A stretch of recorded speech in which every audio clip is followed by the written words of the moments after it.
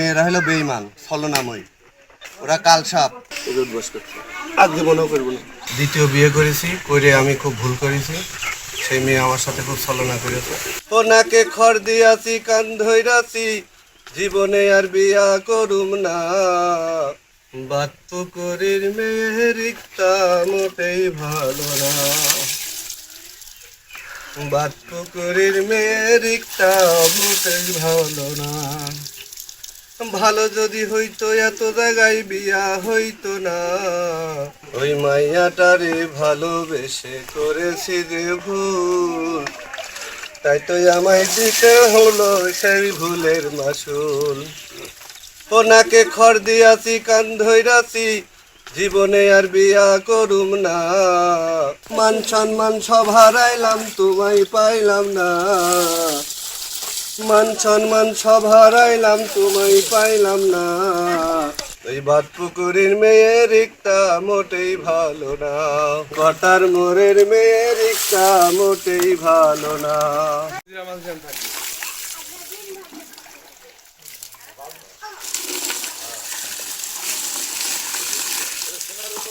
মেয়েরা হলো বেঈমান, ছলনাময়ী, ওরা কালসাপ, ওরা ভালো না। ওরা যদি ভালো হইতো তাহলে আমাদের মতো সরল সোজা মানুষের জীবন নষ্ট হইতো না। ওর জন্য আমার সংসার ধর্ম সব ধ্বংস করেছি। আমার বাড়িওয়ালার একটা ঘটনা, আমার বাড়িওয়ালা একদিন ওর গায়ে আঘাত করে, 4-5টা চড় মারে। আমি 4 থেকে 5 লক্ষ টাকার মাল, ঘরের আসবাবপত্র ভাঙিলাম। এত ভালোবাসি ওর, কিন্তু সে ভালোবাসার মূল্যও দিল না।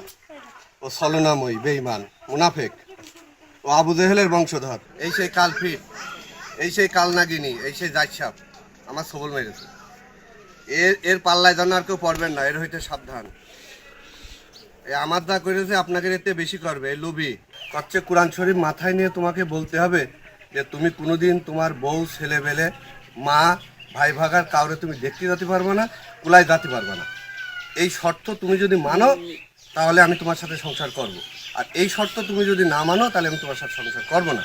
তখন আমি বললাম এটা তো আসলে সম্ভব না, কারণ আমার সন্তান আদি বউ ছেলেবেলে দেখেই তো তুমি বিয়ে করেছো।